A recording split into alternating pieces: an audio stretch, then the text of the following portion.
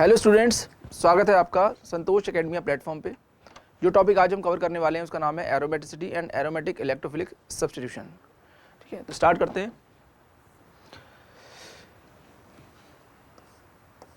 Aromaticity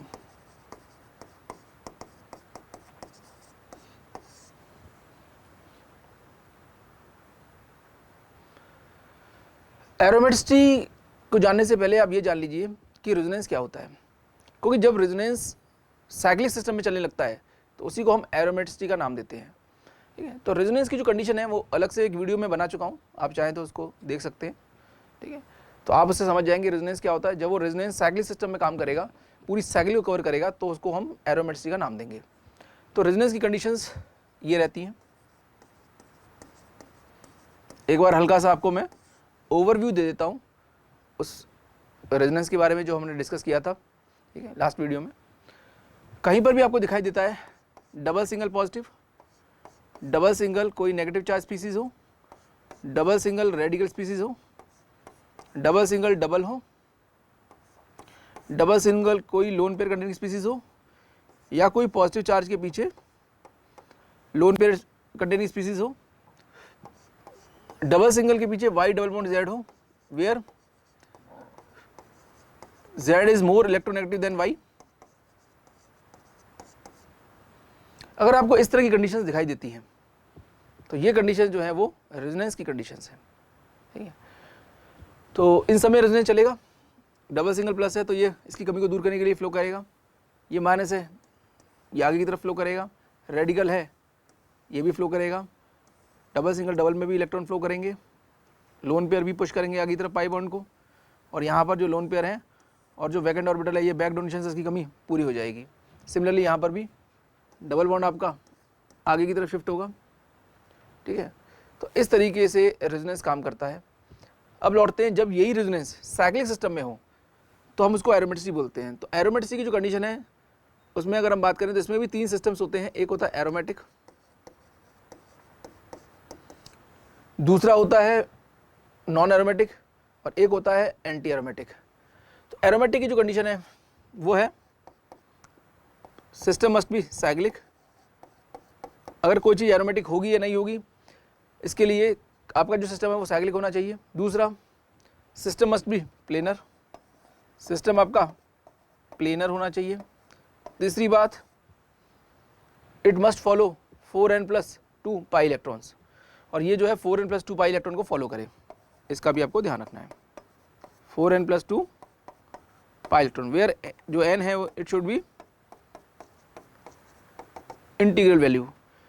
ठीक है, it should not be fractional, n जो है वो फ्रैक्शन में नहीं आनी चाहिए। ठीक है, तो यहाँ पर अगर हम बात करें, और ये सिस्टम हाईली स्टेबल सिस्टम्स में माने जाएंगे, हाईली स्टेबल सिस्टम्स में इनकी गिनती होती है। अगर हम बात करें एंटी एरोमेटिक सिस्टम्स की, तो इसके अंदर भी कंडीशन, पहला सिस्टम साइक्लिक होना चाहिए, मतलब वो बंद होना चाहिए। दूसरी बात, सिस्टम जो है वो सारा का सारा या तो sp2 हो या तो sp हो, मतलब प्लेनर है, मतलब या तो sp2 है या तो sp है, प्लेनर होना चाहिए, साइक्लिक होगा, प्लेनर होगा। तीसरा, it must follow 4n pi electron, 4n पाई को फॉलो करेगा। n की वैल्यू अगेन वही 0 होना चाहिए, 1 2 फ्रैक्शन में नहीं आनी चाहिए। ठीक है, अब आते हैं थर्ड कंडीशन पे। थर्ड कंडीशन जो है वो है आपकी नॉन एरोमेटिक की।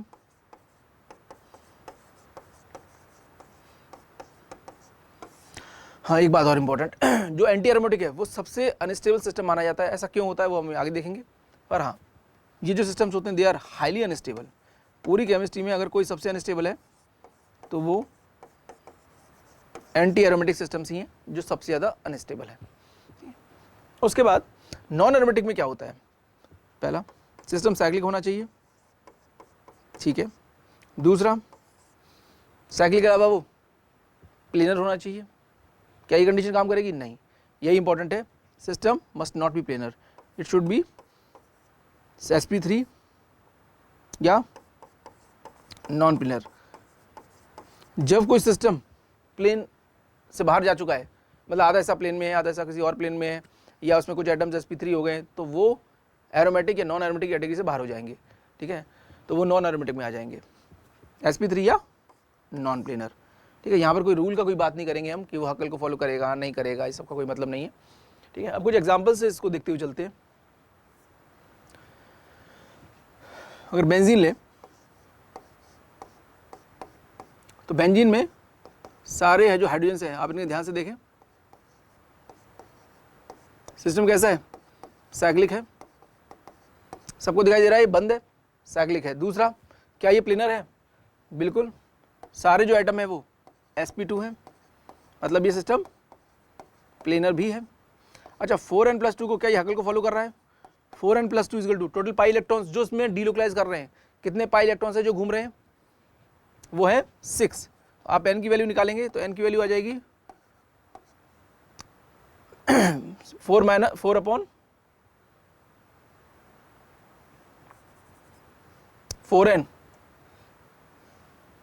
इज इक्वल टू 4, तो n की वैल्यू कितनी आ रही है 1, तो ये फ्रैक्शन में नहीं आ रही है, तो इसका मतलब ये हकल को फॉलो भी कर रहा है, तो सिस्टम जो है काफ़ी स्टेबल है ड्यू टू एरोमेटिसिटी, इसी को आप बोलते हो एरोमेटिसिटी, ठीक है। अब बात करें एक और सिस्टम लें,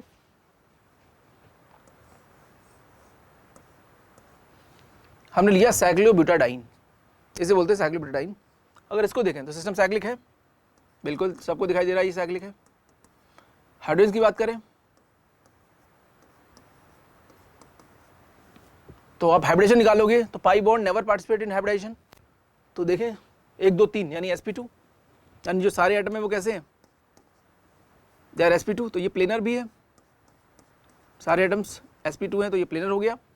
ये किसको फॉलो कर रहा है, क्या ये 4n+2 को फॉलो कर रहा है या ये 4n को फॉलो कर रहा है, तो आप देखिए ध्यान से, इसमें इलेक्ट्रॉन 4 हैं, तो ये 4n पाई को फॉलो कर रहा है, ठीक है, 4n pi is equal to 4, तो n की वैल्यू कितनी आ गई, ठीक है 1 आ गई। 4n+2 को ये फॉलो नहीं करेगा, ठीक है, तो n इज इक्वल टू 1 आ रहा है यहाँ पर, ठीक है, तो ये 4n पाई को फॉलो करता हुआ दिखाई दे रहा है, तो system will be anti aromatic, ये सबसे अनस्टेबल सिस्टम माना जाता है, ठीक है। अभी अनस्टेबल इतना हो क्यों गया, वो इतना स्टेबल हो क्यों गया, इसे कैसे समझें, तो इसको समझते हैं हम मॉलिक्यूलर ऑर्बिटल अप्रोच से। मॉलिक्यूलर ऑर्बिटल अप्रोच, इस अप्रोच से हम समझेंगे कि सिस्टम इतना स्टेबल कैसे हो रहा है, ये साइक्लिक सिस्टम इतना स्टेबल कैसे हो गया, ठीक है। तो देखो, अगर हम एक एलाइलिक सिस्टम लें ये, और इसकी मैं मॉलिक्यूलर ऑर्बिटल बनाऊं, तो कितने हैं, कितने p ऑर्बिटल्स हैं जो इसमें पार्टिसिपेट कर रहे हैं, 1 2 और 3। जब जितने MOT में सबको पता भी होगा, आप सबको जितने एटॉमिक ऑर्बिटल मिलते हैं उतने नए मॉलिक्यूलर ऑर्बिटल्स फॉर्म हो जाते हैं, तो 3 मिलेंगे, तो 3 के मिलने से 3 कॉम्बिनेशंस पैदा होंगे, कौन कौन से, जब 3 मिलेंगे तो आपका 3 कॉम्बिनेशन यहाँ पर डेवलप हो जाएंगे। जैसे ये 3 ऑर्बिटल्स हैं, ठीक है, क्या क्या हो सकता है, same face plus plus plus हो सकता है, सबसे ऊपर वाला प्लस माइनस प्लस होगा, ये वाला प्लस प्लस और माइनस। इसमें नीचे वाले में एक भी नोड नहीं है क्योंकि सेम फेज में जो ऑर्बिटल्स हैं वो ओवरलैप कर रहे हैं, ठीक है, तो बॉन्डिंग कहलाएगा ये वाला जो है। तो अगर इलेक्ट्रॉन्स की भरने की बात करें तो कितने इलेक्ट्रॉन्स हैं आपके पास, 2 इलेक्ट्रॉन्स हैं ये, ठीक है, तो 2 इलेक्ट्रॉन्स आपने यहाँ पर फिल कर दिए, ठीक है। यहाँ पर कितने नोड्स हैं, यहाँ पर एक भी नोड्स नहीं है, तो इसके अंदर आप बोल सकते हो इसके अंदर 0 नोड्स हैं। इसमें कितने नोड्स हैं, तो नोड कहाँ मिलेगा आपको, यहाँ मिल जाएगा आपको, तो इसमें 1 नोड है। इसमें बात करें तो एक नोड आपको यहाँ मिलेगा। नोड क्या होता है, जब वेव पॉजिटिव से नेगेटिव तरफ जा रही होती है तो उसे एक नोड से होते हुए गुजरना पड़ता है, जहाँ पर वेव जो है वो उसका एम्पलीट्यूड 0 हो जाता है, उसे आप नोड बोलते हो। बेसिकली जब आप वेव दिखाते हो तो वेव ऐसे चलती है, तो प्लस से जैसे माइनस फेज में जाएगी तो इस जगह पे आपका नोड पैदा होता है, जहाँ जो एम्पलीट्यूड है वेव का वो खत्म हो जाता है, वेव ही नहीं रहती वो, ठीक है, तो उसे हम नोड बोलते हैं। तो प्लस से माइनस में जाते समय हमेशा एक नोड मिलता है आपको। इसके अंदर कितने नोड है, 2, तो यहाँ 2 नोड्स हैं, ठीक है। 0 नोड्स, 1 नोड एंड 2 नोड।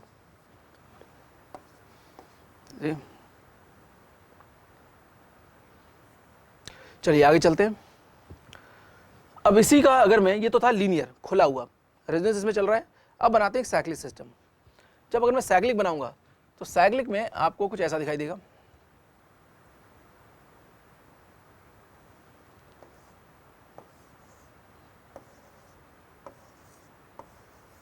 यहां पर भी सेम वही सब चीजें, आपके जो फेज है प्लस प्लस प्लस, एक तो ये, तो अगर इसमें सारे कॉम्बिनेशन अगर मैं बनाता हूं तो एक तो बॉन्डिंग वाला, तो हम तीनों बना लेते हैं। मैं इसको जरा नीचे ले लेता हूं।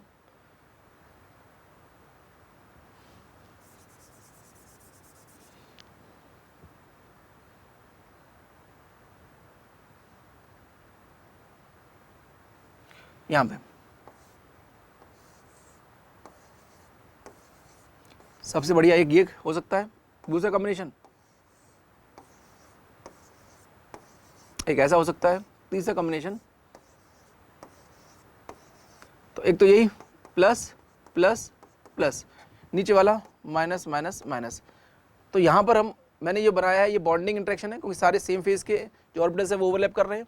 दूसरा जो बन सकता है plus plus minus plus minus plus,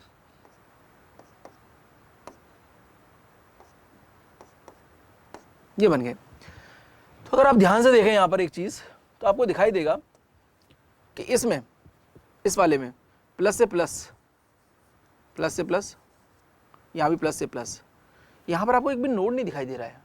bonding के अंदर एक भी नोड नहीं है। तो यहां पर क्या है, नो नोड। ठीक है, ठीक है, चलो भाई कोई बात नहीं। अब आते हैं इधर की तरफ। इसमें आप देखें ध्यान से, तो ये वाला एक बॉन्डिंग है, ठीक है, ये वाला बॉन्डिंग था, ये भी बॉन्डिंग था, ये भी बॉन्डिंग था। इधर देखें आप, तो ये वाला तो बॉन्डिंग है। ये जो इंटरेक्शन है प्लस से प्लस है, यहां जो बन रहा है ये क्या है, ये तो एंटी बॉन्डिंग है, ये एंटी बॉन्डिंग है, प्लस माइनस से मिलना नहीं चाहते। यहां अगर आप देखते हो ये वाला प्लस माइनस वाला, ये भी क्या है, बॉन्डिंग एंटी बॉन्डिंग, ये वाला भी क्या है, एंटी बॉन्डिंग है। ठीक है, इधर आप ध्यान से देखिए, ये वाला क्या है, एंटी बॉन्डिंग, ये क्या है, एंटी बॉन्डिंग, और ये क्या है, बॉन्डिंग। तो इधर जो है ये वाला तो है एंटी बॉन्डिंग,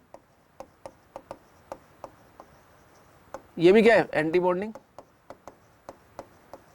और ये वाला क्या है, बॉन्डिंग।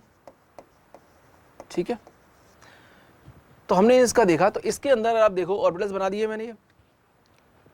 अब इसके अगर एमओटी बनाए तो एक मिल रहा है आपको बॉन्डिंग और दो मिल रहे हैं आपको एंटी, क्योंकि इन दोनों में एक बॉन्डिंग है, दो एंटी बॉन्डिंग है, एक बॉन्डिंग है, दो एंटी बॉन्डिंग है। तो आपको कुछ ऐसा दिखाई देगा, यह है सेंटर ऑफ ग्रेविटी, यह है बॉन्डिंग, और यह आपका एंटी बॉन्डिंग, एंटी बॉन्डिंग है। ठीक है, और अगर मैं इसके लिए बनाऊं ये सिस्टम, तो आप इलेक्ट्रॉन्स अगर फिलअप करते हो तो दोनों इलेक्ट्रॉन्स आप कहां फिल करोगे, दोनों इलेक्ट्रॉन कहां जाएंगे, बॉन्डिंग में जाएंगे। एंटी बॉन्डिंग के अंदर एक भी इलेक्ट्रॉन नहीं है, सारे इलेक्ट्रॉन बॉन्डिंग में है, तो फ्लो जो है बड़ा अच्छा चलेगा। ठीक है, इसी वजह से हम कहते हैं सिस्टम कैसा हो गया, ये सिस्टम साइक्लिक है, सिस्टम प्लेनर है क्योंकि सब sp2 है, और ये 4n + 2 पाई इलेक्ट्रॉन को फॉलो भी कर रहा है। n की वैल्यू कितनी आ जाएगी, 4n + 2 = 2, तो n की वैल्यू आ गई 0। तो सिस्टम कैसा हो गया, इट इज एरोमेटिक। ठीक है, क्योंकि जो एमओटी बनाई है आपने, तो एमओटी में जो इलेक्ट्रॉन्स है वो बॉन्डिंग में भरे हैं, और इलेक्ट्रॉन यही चाहते हैं कि हम बॉन्डिंग में रहें, कोई इलेक्ट्रॉन एंटी बॉन्डिंग में नहीं जाना चाहता। सिमिलरली जब अगर आप ये ले लें, तो यहां पर ये भी अंदर जाने की कोशिश करेगा रेजोनेंस में, तो टोटल जो पाई इलेक्ट्रॉन्स है वो कितने हो गए, 4। अब 4 अगर आप भरोगे तो 2 आएंगे यहाँ, अगर मैं इसकी बनाऊँ एमओटी, एमओटी तो ऐसी बनेगी, ये सेंटर ऑफ ग्रेविटी है बीच में, 2 यहाँ आएंगे, और 2 और 2 4, तो आपको एंटी बॉन्डिंग में भी 2 इलेक्ट्रॉन डालने पड़ेंगे। तो अब क्या हो गया, आपका जो इलेक्ट्रॉन है 2 वो एंटी बॉन्डिंग में चले गए हैं, जिससे आपका जो बॉन्ड है वो कमज़ोर होगा, एंटी बॉन्डिंग में इलेक्ट्रॉन को जाना मतलब बॉन्ड को खराब करना, तो ये सिस्टम कैसा हो जाएगा, ये एंटी एरोमेटिक हो जाएगा, मतलब अनस्टेबल हो जाएगा, इसे हम बोलते हैं एंटी एरोमेटिक हो गया है, ठीक है, इसे एंटी एरोमेटिक बोला जाता है। तो ये सारी चीजें अगर हम देखें, इनमें तुलना करें तो इधर देखें तो कितने बॉन्डिंग इंटरेक्शन है, खाली 1 2 बॉन्डिंग इंटरेक्शन है। ये वाला उससे खराब क्यों है, यहां अगर आप बॉन्डिंग में देखो तो कितने 3 बॉन्डिंग इंटरेक्शन है।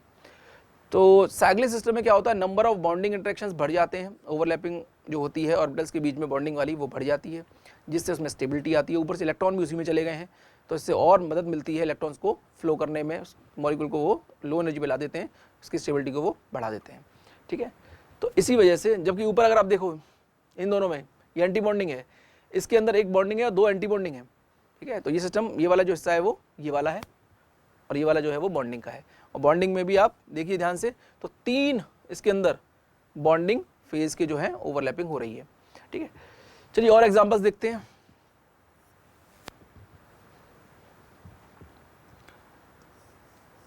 अच्छा, इसको हम समझाते हैं, इसको हम कई जगह और फ्रॉस्ट सर्कल डायग्राम से समझाते हैं।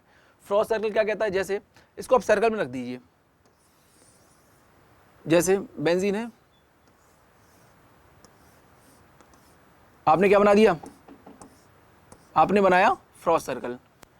फ्रॉस्ट सर्कल डायग्राम से आप इसको समझाने की कोशिश कीजिए। आप ध्यान रखिए जो टिप है इसकी वो नीचे की तरफ रहे। तो ये बेंजीन की एमओटी में बनाने की कोशिश कर रहा हूँ, ये बेंजीन है, तो बेंजीन में ये जो है ये तो हो गया बैरी सेंटर, सेंटर ऑफ ग्रेविटी। ये क्या है, ये है बॉन्डिंग, 3 बॉन्डिंग है यहाँ पर, और ये क्या है, ये एंटी बॉन्डिंग है। जब आप इलेक्ट्रॉन फिल करोगे, टोटल इलेक्ट्रॉन कितने होते हैं बेंजीन में, टोटल इलेक्ट्रॉन 6 होते हैं, 6 भर दीजिए आप, 2 यहाँ, 2 यहाँ पर और 2 यहाँ पर, ठीक है। तो टोटल इलेक्ट्रॉन 6 हैं, और 6 को 6 कहाँ भर गए, सारे के सारे बॉन्डिंग में है, इसलिए बेंजीन इतनी स्टेबल है, ठीक है, इसलिए बेंजीन को एरोमेटिक बोला जाता है। लेकिन इसी तरह से अगर मैं बनाऊं साइक्लोब्यूटाडाइन का फ्रॉस्ट सर्कल डायग्राम,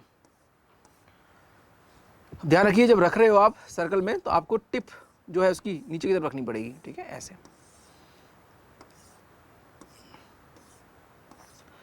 तो 4 मिले तो 4 बने, एक बॉन्डिंग बनेगा, ये वाला बॉन्डिंग है, ये वाला बीच में है एकदम, तो ये होता है नॉन बॉन्डिंग, ये नॉन बॉन्डिंग है, और ये वाला हो जाएगा एंटी बॉन्ड, ठीक है, ये एंटी बॉन्डिंग है। 4 आपको भरने हैं, तो कैसे भरेंगे आप, 2 भरिए आप बॉन्डिंग में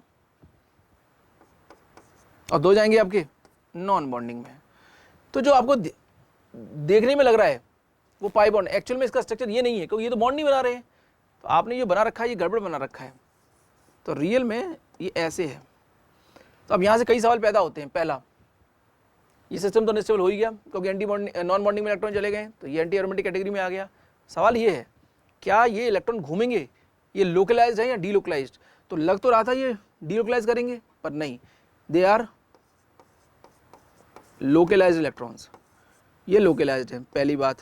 दूसरी इंपॉर्टेंट बात क्या है, दूसरी इंपॉर्टेंट बात ये है, ये जो है इलेक्ट्रॉन्स आपके, ये जो स्पीसीज है ये आपकी, ये पैरा है कि डाया है, तो देखने में तो लग रही थी ये डाया होगी क्योंकि पेड़ है, पर एक्चुअल में ऐसा नहीं है, they are paramagnetic species due to unpaired electron, ये पैरामैग्नेटिक है, ठीक है। तीसरी आप जानती हो ये अनस्टेबल तो है ही, क्योंकि एंटी एरोमेटिक है इसलिए ये अनस्टेबल भी है, ठीक है, हाईली अनस्टेबल। ये इतनी अनस्टेबल है कि कमरे में अपने आप के साथ ही जुड़कर डैमराइज हो जाती है। ये इससे अटैक करता है, इस पर अटैक करके ये जो है इस तरह से डैमराइज हो जाता है सिस्टम, इस तरह से डैमराइज हो जाता है, ठीक है। तो देखा ये गया है। चलते हैं आगे और एग्जांपल्स देखते हैं।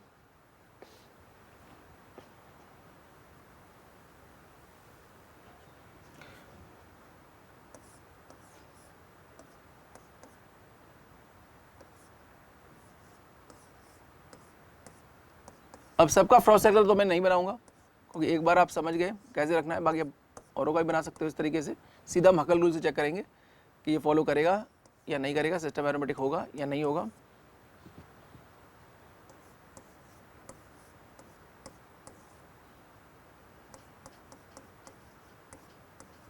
ठीक है, जैसे अब ये है सिस्टम लेंगे, पहला साइक्लिक है, प्लेनर है, और ये किसको फॉलो कर रहा है, 4n+2 को, तो ये कैसा हो गया, इट इज एरोमेटिक, क्योंकि ये 4n+2 को फॉलो करेगा। ये वाले कितने इलेक्ट्रॉन्स है इसमें, इसमें 6 पाई इलेक्ट्रॉन्स है, साइक्लिक है, प्लेनर भी है क्योंकि सारा का सारा sp2 है, तो 6 इलेक्ट्रॉन है, ये भी क्या हो गया, 4n+2 को फॉलो करेगा, इट इज ऑल्सो एरोमेटिक। इसमें बात करें, ये सिस्टम साइक्लिक है, बिल्कुल है, प्लेनर है, हाँ है, पर ये 4 इलेक्ट्रॉन ही है इसमें, तो ये 4n पाई को फॉलो करेगा, तो इट इज एंटी एरोमेटिक, ये एंटी एरोमेटिक हो जाएगा। इसमें 4 इलेक्ट्रॉन है, अगेन ये साइक्लिक है, हाँ है, प्लेनर है, बिल्कुल है, पर ये 4n पाई को फॉलो कर रहा है, तो इट इज एंटी एरोमेटिक, ये भी एंटी एरोमेटिक हो गया। यहाँ पर लोन पेयर है, लोन पेयर नाइट्रोजन पे भी होते हैं, सल्फर पे भी होते हैं, ये अंदर जाएंगे, फिर से वही टोटल साइक्लिक है, प्लेनर है, और ये 4n+2 को फॉलो करेंगे, तो ये भी कैसे हो गए, ये भी हो गए एरोमेटिक, ये भी एरोमेटिक है। ठीक है, आगे चलते हैं।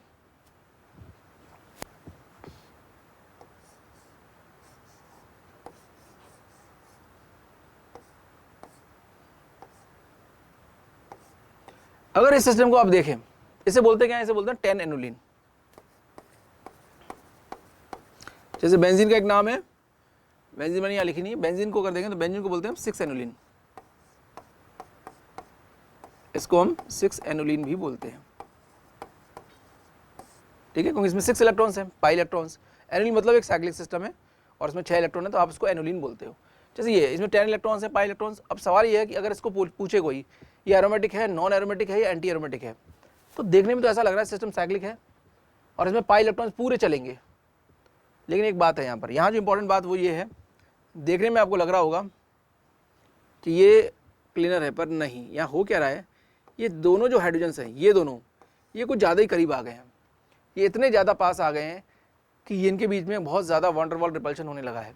उस रिपल्शन को मिनिमाइज करने के लिए कुछ सिस्टम आउट ऑफ प्लेन चला जाता है, मतलब आधा हिस्सा बोर्ड पे रहता है, आधा हिस्सा बोर्ड से बाहर निकल जाता है, तो ये हिस्सा जो है ये नॉन प्लेनर हो जाएगा। और एक बार ये नॉन प्लेनर हो गया तो फिर तो बात ही खत्म हो गई, वहाँ पर ये नॉन प्लेनर होता ही क्या बन गया, इट इज़ नॉन एरोमेटिक। तो लग रहा था ये एरोमेटिक, हो गया ये नॉन एरोमेटिक। ठीक है, तो आप बड़ा ध्यान रखिए इन चीज़ों का। तो देखने में हम कई बार लगता है कि सिस्टम एरोमेटिक हो रहा होगा या फिर एंटी एरोमेटिक हो रहा होगा, पर वो अगर प्लेनरिटी डिस्टर्ब हुई है तो प्लेनरिटी डिस्टर्ब होने से वो नॉन एरोमेटिक हो जाता है। सिमिलरली क्या होता है, अगर हम बनाएं साइक्लोऑक्टाटेट्राईन, इसे बोलते हैं हम COT, साइक्लोऑक्टाटेट्राईन, COT बोला जाता है। तो COT जो है साइक्लोऑक्टाटेट्राईन, इसमें सिस्टम साइक्लिक है, सिस्टम प्लेनर भी है, ऐसा फील आ रहा है, और ये 4n पाई को फॉलो कर रहा है, तो ये एंटी एरोमेटिक है। चूंकि रिंग काफ़ी बड़ी है तो और एंटी एरोमेटिक ये हो चुका था, तो इससे समझ में आ गया कि मैं बहुत ही अनस्टेबल हो रहा हूँ। तो ये चालाक होने की वजह से इसने क्या किया, अपने आप को टब बना लिया इसने, क्योंकि सबसे ख़राब होता है क्या, एंटी एरोमेटिक। मॉलिक्यूल स्मार्ट था, ट्विस्ट हो गया और ये पहुँच गया किस फॉर्म में, टब में। टब से क्या फ़ायदा हुआ इसे, टब से ये फ़ायदा हुआ कि जो पहले प्लेनर होता वो प्लेनरिटी इसकी डिस्टर्ब हो गई, और अब सिस्टम क्या बन गया, टब शेप का होने की वजह से हो गया ये नॉन प्लेनर। और ये क्यों हुआ नॉन प्लेनर, ताकि अपनी एंटी एरोमेटिक करंट को ये डिस्टर्ब कर दे, क्योंकि एंटी एरोमेटिक करंट सबसे खराब करंट है, अनस्टेबल करंट क्यों हम देख चुके हैं MOT में। ठीक है, सिस्टम उसमें एंटी बॉन्डिंग में चले जाते हैं या नॉन बॉन्डिंग में, इस वजह से ऐसा होता है। अब ये नॉन प्लेनर था, इस वजह से इसका नाम नॉन एरोमेटिक हो जाएगा। तो लग रहा था एंटी एरोमेटिक, हो गया ये नॉन एरोमेटिक, इसलिए तो बहुत ही इंपॉर्टेंट है ये भी। तो बहुत सारी चीज़ें जो लग रही हैं वो ऐसा नहीं है। ठीक है, तो आपको ये बात मालूम होनी चाहिए कि वो क्यों घूम के दूसरी फॉर्म में गया है और कौन कौन से मॉलिक्यूल हैं जो ऐसा कर रहे हैं। ऐसे ही और देखें हम,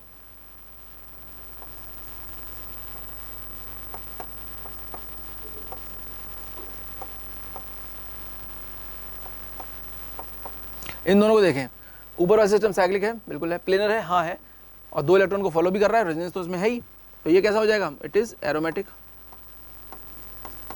ये एरोमेटिक है। नीचे वाला देखें, साइक्लिक है, एकदम है, प्लेनर है, बिल्कुल sp2 है, प्लेनर है, इलेक्ट्रॉन कितने हैं, 4, तो ये रेजोनेंस में जाएंगे तो 4 ही आ रहे हैं, तो इट इज़ एंटी एरोमेटिक। ये एंटी एरोमेटिक हो जाएगा। ठीक है, और एग्जांपल्स देखते हैं।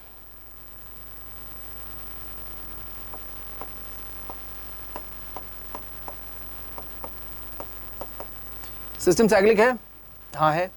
प्लेनर है, प्लेनर भी है क्योंकि sp2 है, ये भी रेजोनेंस में जाएंगे लोन पेयर इसके, तो अंदर जाके sp2 हो जाएगा। इलेक्ट्रॉन कितने टोटल जो पाई बना रहे हैं 6, तो ये एरोमेटिक हो जाएगा क्योंकि ये 6 इलेक्ट्रॉन को फॉलो कर रहा है, यानी 4n+2 की टेबल में आएगा ये, मतलब 4n+2 को फॉलो करेगा, तो ये एरोमेटिक हो जाएगा। लेकिन अगर कोई सिस्टम ऐसा ना हो कि ऐसा हो जाए, ऐसा हो जाए या फिर इस तरह से हो जाए, अब क्या कोई पूछे आपसे बताइए ये एरोमेटिक है, नॉन एरोमेटिक है या एंटी एरोमेटिक है, तो आप क्या बोलेंगे? ऐसे सिस्टम को हम क्या करेंगे, देखो आप सिस्टम साइक्लिक है, बिल्कुल ये साइक्लिक है। क्या ये प्लेनर है? ये प्लेनर नहीं है। क्यों नहीं है? क्योंकि यहाँ पर है हाइड्रोजन्स, इनकी निकालोगे हाइड्रोजन तो ये sp2 ही आएंगे। पर ये जो कार्बन है ये कैसा है?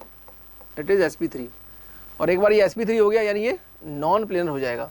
ठीक है, नॉन प्लेनर होता ही ये नॉन एरोमेटिक हो जाएगा, क्योंकि ये एक भी एटम अगर नॉन प्लेनर हुआ तो पूरा मॉलिक्यूल ही गया है, तो ये हो जाएगा non aromatic. It is non aromatic.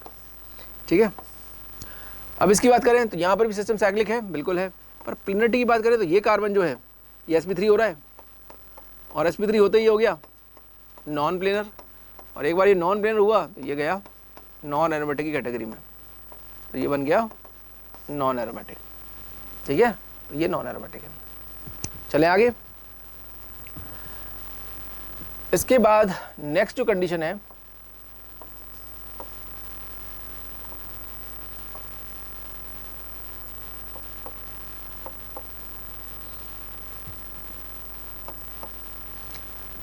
इस मॉलिक्यूल को देखें और पूछे कोई कि एरोमेटिक है, नॉन एरोमेटिक है या एंटी एरोमेटिक है, तो आप क्या बोलेंगे? वही सिस्टम साइक्लिक है, प्लेनर है, बिल्कुल हाइब्रिडेशन निकाल के पता कर सकते हो, sp2 हो या sp हो तो वो प्लेनर होगा।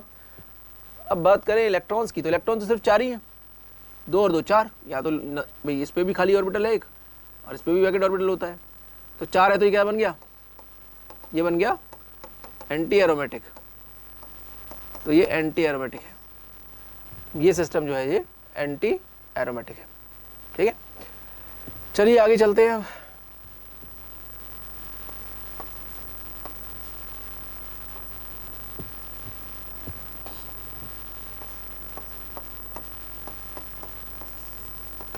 यहां पर जो इसे कहते हैं प्रिडीन,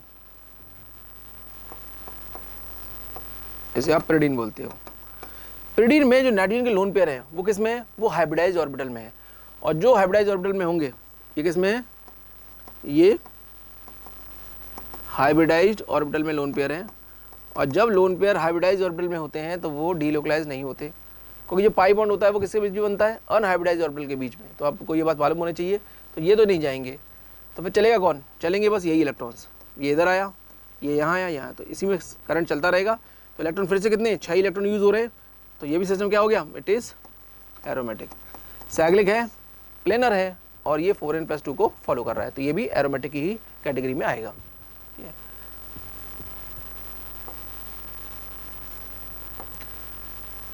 अगर हम ये कंडीशन बनाएं,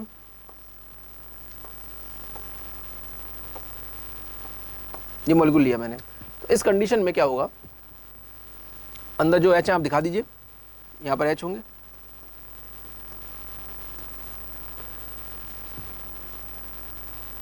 ये जो हाइड्रोजन है कुछ ज़्यादा पास नहीं आ गए। अब इतने करीब अगर ये आएंगे तो ज़्यादा पास आने की वजह से अगेन वही प्रॉब्लम आएगी, क्या? वॉन डेर वाल रिपल्शन वाली, जैसे पीछे हुआ था 10 एनुलिन में। तो ये टकराएंगे तो कुछ हिस्से को आउट ऑफ प्लेन जाना पड़ेगा ताकि वो इसको मिनिमाइज करे स्टेरिक हिंडेंस को, वरना एक ही प्लेन में तो ये टकराते रहेंगे ये, तो कुछ हिस्सा आउट ऑफ प्लेन जाएगा, तो फिर से वही प्रॉब्लम आएगी स्टेरिक हिंडेंस की वजह से प्लेनरिटी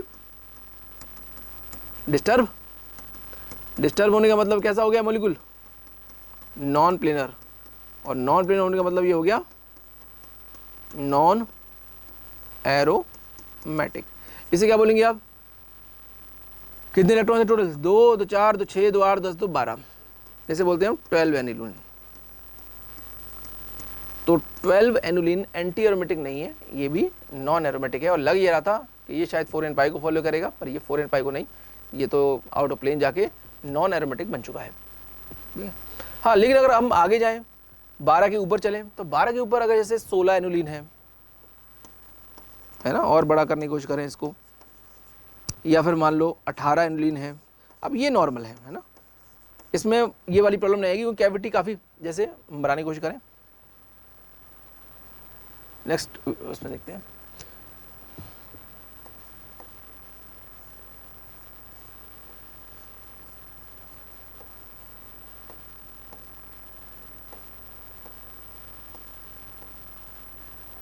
जैसे ये बनाया हमने, अब ये कितना है, ये है हमारा 14 एनुलिन, इसमें 1 2 3 4 5 6 7 14 इलेक्ट्रॉन्स है इसके अंदर। तो अब यहाँ पर काफ़ी स्पेस बन गया है, यहाँ स्टेरिक हिंड्रेंस इतनी नहीं होगी, अब यहाँ पर क्लैशिंग थोड़ी कम हो चुकी है। तो यहाँ नॉर्मल है, आपको किसको आप देख लीजिए, ये 4n को फॉलो करेगा या 4n+2 को फॉलो करेगा। तो ये देखो कि 14 जो है वो 4 की टेबल में तो आता नहीं है, तो साइक्लिक है, प्लेनर है, और ये फॉलो करेगा 4n+2 पाई इलेक्ट्रॉन। एन की वैल्यू कितनी रखोगे आप यहाँ पर 3, ठीक है, तो इट विल बी एरोमेटिक। ये सिस्टम एरोमेटिक की कंडीशन में आएगा। ठीक है, ऐसे ही 18 वाला बना सकते हो आप।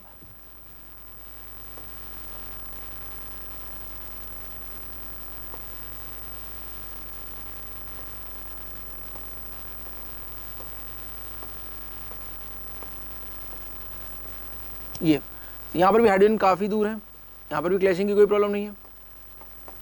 ठीक है, इसे क्या बोलेंगे हम, 16 एनुलिन। ठीक है, 2 2 4 2 6 2 8 2 10 2 12 2 14 2 16, 16 मतलब ये 4n की टेबल में आएगा, तो साइक्लिक है, प्लेनर है, और इट विल फॉलो 4n पाई। तो ये कैसा हो जाएगा, ये एंटी एरोमेटिक हो जाएगा। ठीक है, एंटी एरोमेटिक हो गया। तो हम इस तरह से हम निकाल सकते हैं सिस्टम के बारे में, कोई सिस्टम एरोमेटिक होगा या नहीं होगा। सिमिलरली जैसे फेरोसिन होती है, इसमें 2 रिंग्स होती हैं, एक दूसरे को भी इक्लिप्स होती हैं।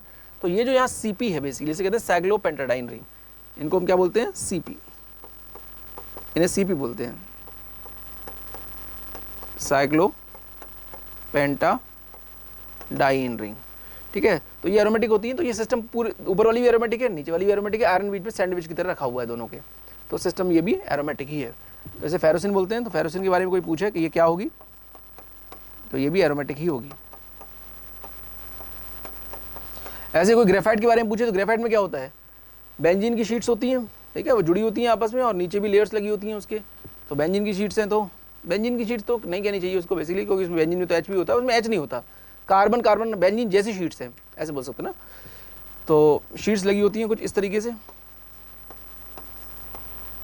कार्बन ही लंबा आगे जा रहा है इसमें, ऐसे एक शीट नीचे होगी। ठीक है, ये आगे की तरफ ये बढ़ रही है पूरी, एच वेच तो नहीं है इसमें, सिर्फ कार्बन ही है। तो ये सिस्टम ग्रेफाइट भी कैसी होगी, एरोमेटिक हो जाएगी। Graphite is also aromatic. Similarly जो बकीबॉल स्ट्रक्चर है फुलरीन, उसके बारे में कोई पूछे वो क्या होगा, तो वो भी फुटबॉल की तरह होता है ना, उसमें 5 मेंबर रिंग भी होती है और 6 मेंबर रिंग भी होती है, पर सिस्टम पूरा एरोमेटिक होता है। तो फुलरीन के बारे में कोई पूछे कि फुलरीन क्या है, साइक्लिक है, प्लेनर है, और 4n+2 को फॉलो करता हुआ मिलता है वो।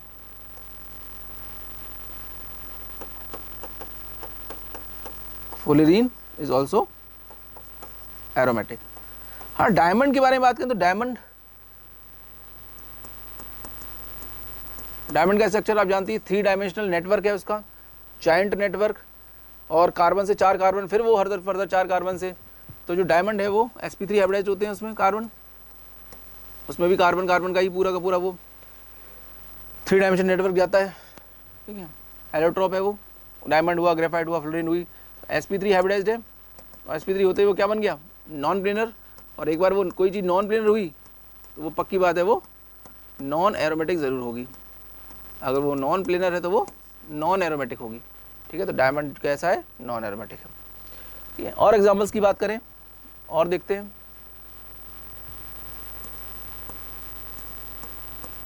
ऑक्सीजन ज़्यादा इलेक्ट्रोनेगेटिव है, तो ये अपनी तरफ खींचेगा इसको, तो होगा क्या, यहाँ माइनस आ जाएगा और यहाँ पर प्लस आ जाएगा। हमें इतने हिस्से से मतलब है खाली, ये सिस्टम साइक्लिक है, प्लेनर है, पर यहाँ पर तो सिर्फ 4 ही इलेक्ट्रॉन है, तो ये किसको फॉलो कर रहा है, ये 4n पाई को फॉलो कर रहा है। तो इसे क्या बोलेंगे आप, इट इज़ नॉन एरोमेटिक, ये नॉन एरोमेटिक की कैटेगरी में फॉल करेगा। ठीक है, ऐसे ही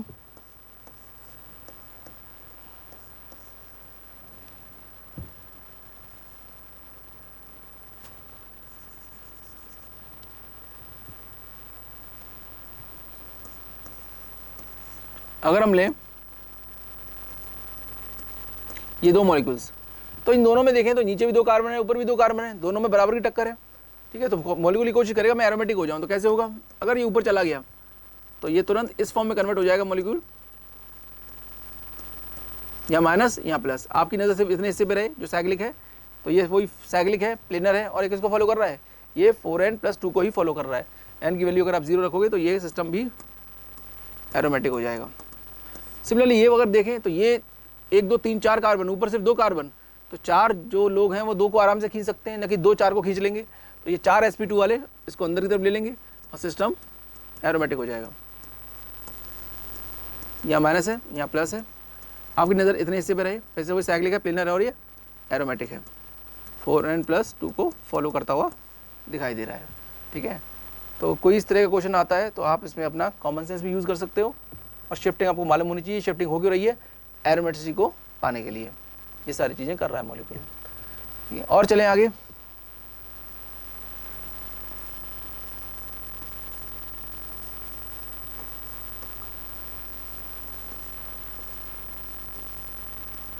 एक मॉलिक्यूल है, इसे बोलते हैं एजुलिन, इसे हम एजुलिन बोलते हैं। ठीक है, तो एजुलिन जो होता है इसके अंदर अच्छी खासी डाइपोल मूवमेंट है, और ये भी एरोमेटिक ही है। ठीक है, एरोमेटिक है कैसे पता, क्योंकि अगर इसको मैं ब्रेक करूं तो इसका एक स्ट्रक्चर बनाऊं तो कुछ आपको ऐसा दिखाई देगा।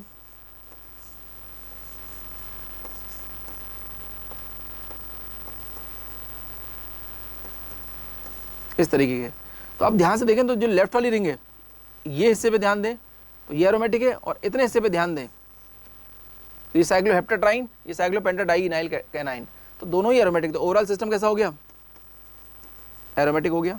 वैसे भी आप निकाल सकते हो सिस्टम साइक्लिक है, प्लेनर है, और 4n+2 को फॉलो करता हुआ दिखाई दे रहा है। ठीक है, तो ये system azulene has dipole movement, इसमें डाइपोल मूवमेंट होती है, क्योंकि एक रिंग में क्या घूम रहा है, नेगेटिव, और बगल वाली रिंग में क्या घूम रहा है, पॉजिटिव। इसके ढेर सारे स्ट्रक्चर्स आप बना सकते हो, पर वो स्ट्रक्चर सबसे अच्छा माना जाएगा जिसमें पॉजिटिव और नेगेटिव जितने एक दूसरे के करीब होंगे। ठीक है, चलें आगे। और अगर हम तुलना करें कि किसमें ज़्यादा एरोमेटिसिटी है, जैसे अगर मैं लूं, इसे कहते हैं फ्यूरान, इसे बोलते हैं पायरोल, और इसे बोलते हैं हम थायोफीन।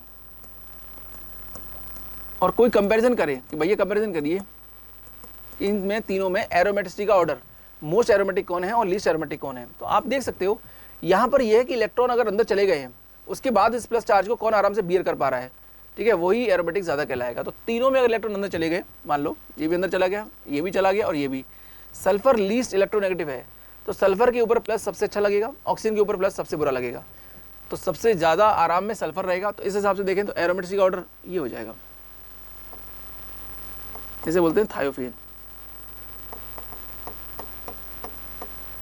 थायोफीन, ठीक है, तो ये ऑर्डर किसका है, एरोमेटिसिटी।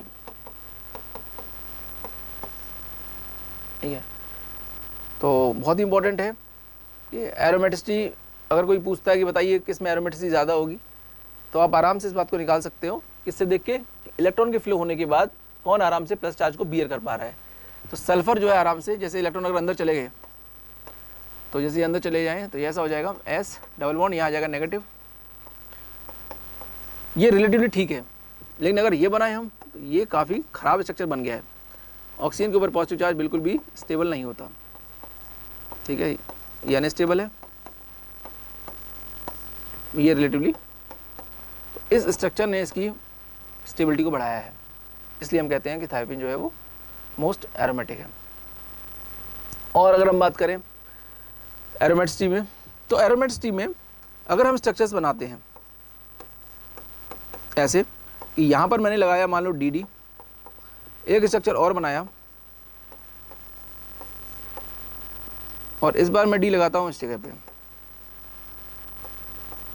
और मैं पूछता हूँ क्या ये दोनों स्ट्रक्चर सेम है, तो आप क्या बोलोगे? चूंकि यहाँ पर लगातार ये इलेक्ट्रॉन चल रहे हैं और सारे इलेक्ट्रॉन बॉन्डिंग में भरे हुए हैं, बॉन्डिंग में है और लगातार डीलोकलाइज कर रहे हैं, ठीक है। बॉन्ड ऑर्डर इसका हर एक, अगर वैसे निकालेंगे तो 1.5 आता है, पर हाँ एक बॉन्ड में अगर आप देख रहे हो तो 2 हैं, तो ये दोनों कहीं भी लगाइए आप, इसका रियल जो स्ट्रक्चर है रेजोनेंस हाइब्रिड वो तो रियल में ऐसा ही है, तो आप डी को कहीं भी लगाइए, तो ये दोनों कैसे हो गए? ये दोनों आइडेंटिकल स्ट्रक्चर्स हैं, दे आर आइडेंटिकल। किसकी वजह से हुआ ऐसा? Due to aromaticity. लेकिन अगर इसी को तुलना इससे की जाए, यहाँ पर अगर मैं डी लगा दूँ इस जगह पे, ये 2 डी लगाए और इसका एक स्ट्रक्चर और लूँ, यहाँ पे डी लगाया जाए और कोई पूछे कि बताइए ये दोनों स्ट्रक्चर सेम है क्या, तो यहाँ आपको इस बात का ध्यान रखना होगा कि ये चूँकि एंटी एरोमेटिक था तो यहाँ पर लगातार डीलोकलाइज नहीं कर रहा है सिस्टम, ये रुका हुआ है। तो जब सिस्टम रुका ही हुआ है तो आप कैसे कह सकते हो कि दोनों स्ट्रक्चर सेम होंगे? तो they are not same, because क्योंकि डी आपने जहाँ लगाए वहाँ रेडिकल थे और इसमें जहाँ एक बार डी लगा दिया है आपने, यहाँ पर तो कुछ और ही हो रहा है, एक तरफ रेडिकल है एक तरफ पाई बॉन्ड है, तो दे आर नॉट आइडेंटिकल, ये आइडेंटिकल नहीं है, ठीक है। तो यहाँ से एग्जामिनर पूछ सकता है आपसे 2 स्ट्रक्चर देके कि बताइए ये सेम है या डिफरेंट है, ठीक है। और यहाँ पर क्वेश्चन जो फॉर्म होते हैं एरोमेटिसिटी से, वो इस तरह से बना देगा कि आपको कहेगा क्लोरीन लगा देगा इसमें और बोलेगा हमने डाला इसमें सिल्वर नाइट्रेट, तो बताइए किस में सबसे पहले AgCl का प्रेसिपिटेट फॉर्म होगा? AgCl का पीपीटी जल्दी, तो इसमें एरोमेटिसिटी की आपको हेल्प लेनी होगी। Ag को Cl बहुत पसंद है, कारण क्या है? Ag और Cl जो है इनका इंटरेक्शन बहुत अच्छा है, जिसकी वजह से तो तुरंत प्रेसिपिटेट हो जाते हैं बीकर में। तो जो इंटरमीडिएट आपका जनरेट होगा अगर वो स्टेबल है तो वो बनेगा, नहीं तो वो नहीं बनेगा। इन दोनों में ये वाला सिस्टम एरोमेटिक है, जब ये एंटी एरोमेटिक है, तो ये रिएक्शन तो जाने का नाम नहीं लेगी, ये रिएक्ट नहीं करेगी सिल्वर नाइट्रेट से। हाँ, ये रिएक्ट कर जाएगी, क्यों? क्योंकि जैसे ही प्लस आएगा तो ये एरोमेटिक हो जाएगा और AgCl एकदम प्रेसिपिटेट आउट हो जाएगा बीकर के अंदर, ठीक है। ये रिएक्शन फेल हो जाएगी, तो ये पूछेगा तो आप बता सकते हो कि ऐसे ही और भी एग्जांपल दे सकता है वो, हो सकता है ये भी दे दे, साइक्लोहेप्टाट्राइन,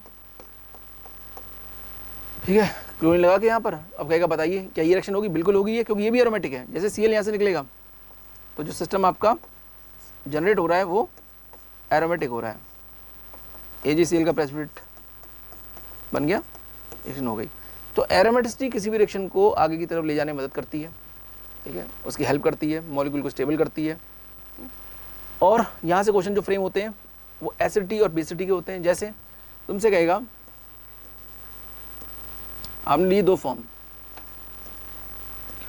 और बोलेगा दोनों की रिएक्शन में करा रहा हूँ सोडियम के साथ, तो बताइए किस में हाइड्रोजन गैस इवॉल्व होगी और किस में नहीं होगी? तो यहाँ अगर हम सोडियम डालें, सोडियम काम करता है एज अ बेस और बेस का काम है एसिडिक हाइड्रोजन को निकालना, ठीक है।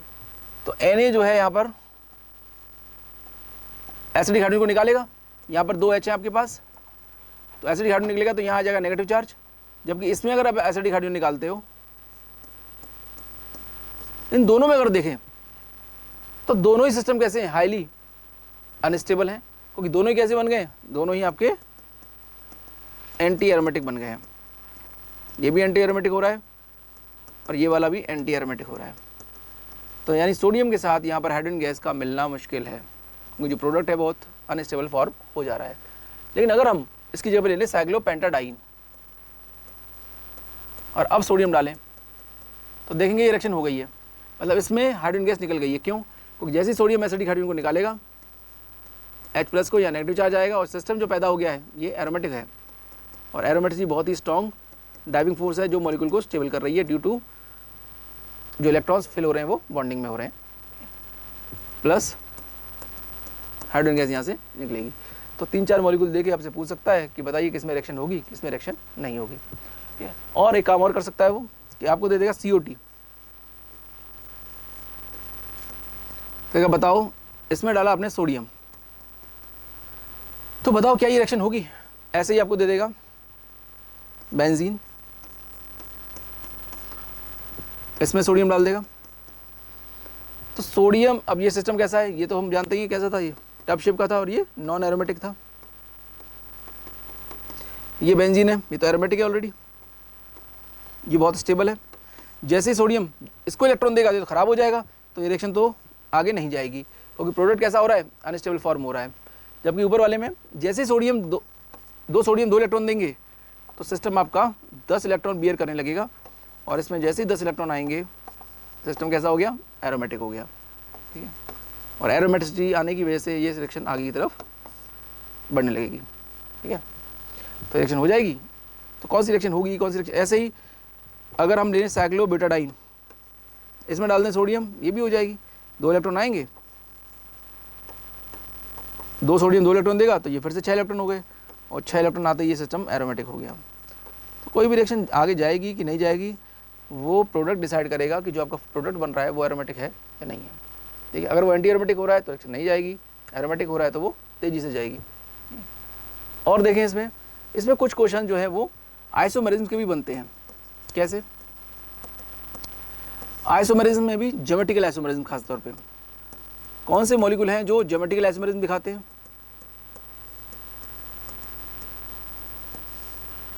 ज्योमेट्रिकल आइसोमेरिज्म वही मॉलिक्यूल दिखा सकते हैं जिनके पास डबल बॉन्ड हो और यहाँ पर जो ग्रुप्स लगे हुए हैं वो डिफरेंट हो। ठीक है, जैसे यहाँ पर मेरे पास एक मिथाइल है, इधर Cl है, यहाँ भी एक मिथाइल है, यहाँ भी Cl है। तो यहाँ पर इसको दोनों सेम ग्रुप सेम साइड में है, तो इसे बोलते हैं हम सिस। इसकी आप नंबरिंग भी कर सकते हो। भारी कौन है? कार्बन और क्लोरीन में क्लोरीन, इसको नंबरिंग 1, कार्बन हल्का है तो 2, क्लोरीन मास में भारी है तो 1, कार्बन हल्का है तो 2।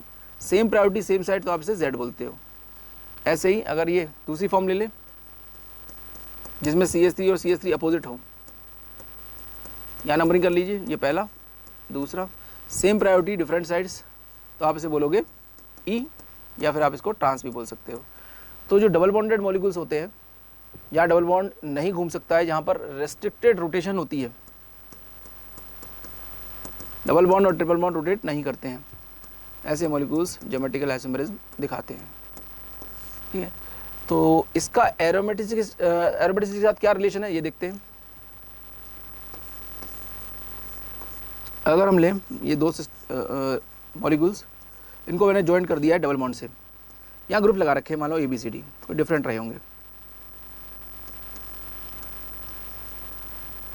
तो ये डबल बॉन्ड है, क्या ये GI दिखाएगा? GI means geometrical isomerism. तो तोड़ के देख लेते हैं। अगर ये एरोमेटिक हो रहे हैं दोनों सिस्टम, तो ये टूट जाएगा बॉन्ड और ये सिंगल हो जाएगा, और सिंगल होते ही ये घूमने लगेगा, जिससे यहाँ GI का होना मुश्किल है, क्योंकि GI दिखाने के लिए डबल बॉन्ड का होना जरूरी है। तोड़ के देखते हैं क्या ये सिस्टम एरोमेटिक हो रहा है। यहाँ आ रहा है प्लस, यहाँ आ रहा है माइनस। बस ये ध्यान रखना, यहाँ ग्रुप्स अलग अलग होने जरूरी हैं ताकि आप नंबरिंग कर पाओ।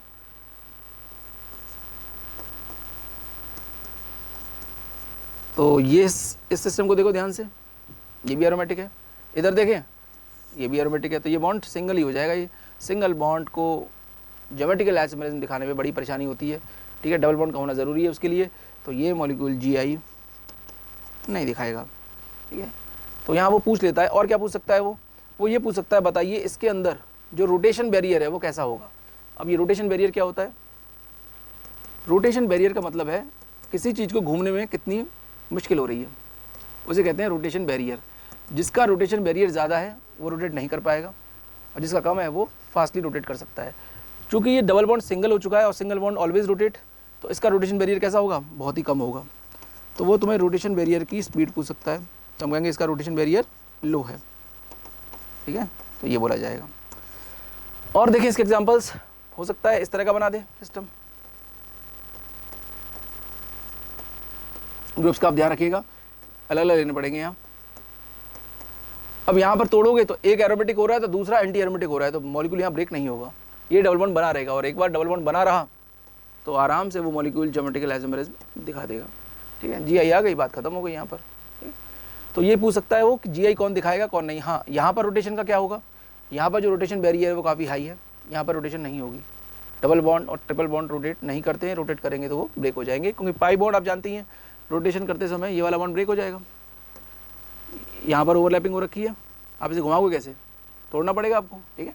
तो रोटेशन जो है वो सिर्फ सिंगल बॉन्ड की होती है, क्योंकि सिंगल बॉन्ड जो है वो हेड टू हेड ओवरलैपिंग से बनता है। तो इसे तो घुमाते रहिए, आप कोई फर्क नहीं पड़ने वाला इसे, ठीक है। तो ये GI दिखाएगा, और इसका जो रोटेशन बैरियर है, इसका जो रोटेशन बैरियर है वो काफ़ी हाई है, हाई रोटेशन बैरियर है इसका, ठीक है। अब थोड़ी सी बात कर लेते हैं हम एरोमेटिक इलेक्ट्रोफिलिक सब्स्टिट्यूशन का, कि ये जो कंपाउंड्स हैं अगर इसमें हमें अटैक कराना हो तो हम कहाँ अटैक कराएंगे। जैसे मेरे पास है एक मॉलिक्यूल लिया मैंने, इसे बोलते हैं हम पायरोल, और पायरोल पे मुझे अटैक कराना है किसी इलेक्ट्रोफाइल का, और मुझे ये पता ही नहीं चल रहा है कि इलेक्ट्रोफाइल हमला कहाँ करेगा।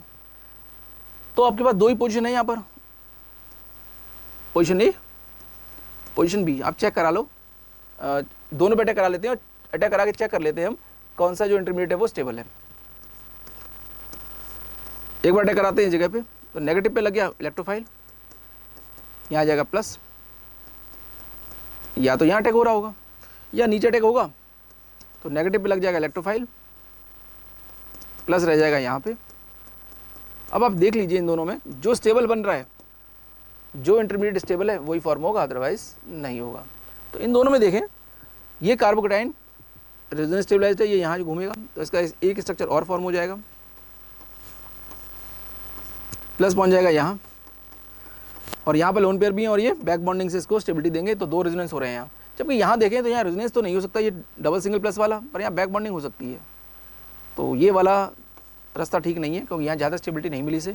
यहाँ दो रेजोनेंस, एक बैक डोनेशन वाला और एक डबल सिंगल पॉजिटिव वाला, इसलिए इलेक्ट्रोफाइल की जो पोजीशन अटैकिंग वो कौन सी हुई, वो या तो यहाँ अटैक होगा या तो यहाँ अटैक होगा, ठीक है। यहाँ से क्वेश्चन सीधा वो पूछ लेता है कि बताइए मेजर प्रोडक्ट क्या होगा। तो चाहे पायरोल लीजिए, चाहे फ्यूरान लीजिए, चाहे थायोफिन लीजिए, इनकी पोजीशन सेम ही है। इलेक्ट्रोफाइल यहीं आना पसंद करेंगे, जो इनकी सेकंड पोजीशन है, ऑक्सीजन, NH या सल्फर। इलेक्ट्रोफाइल अप्रोच यही कर रहे हैं, क्यों, क्योंकि अटैक होने के बाद जो इंटरमीडिएट बना है वो स्टेबल है, ठीक है। ऐसे ही अगर और कई सारे मॉलिक्यूल वो पूछे, जैसे मेरे पास एक बेंजीन है और एक पिरिडीन है, और कोई पूछे बताइए इलेक्ट्रोफाइल कहाँ हमला करेगा, तो इलेक्ट्रोफाइल होते हैं डेफिशिएंट, वो वहाँ भागेंगे जहाँ रिचनेस ज़्यादा होगी। पिरिडीन रिलेटिवली डेफिशिएंट है, क्योंकि यहाँ नाइट्रोजन लगा रखा है आपने, वो इलेक्ट्रोनेगेटिव होता है। तो जो इलेक्ट्रोफाइल आएंगे भी तो वो कहाँ आएंगे, वो आएंगे बेंजीन पे, ठीक है, या तो यहाँ आएंगे या तो यहाँ आएंगे, ठीक है, यही पोजीशन पे आएंगे।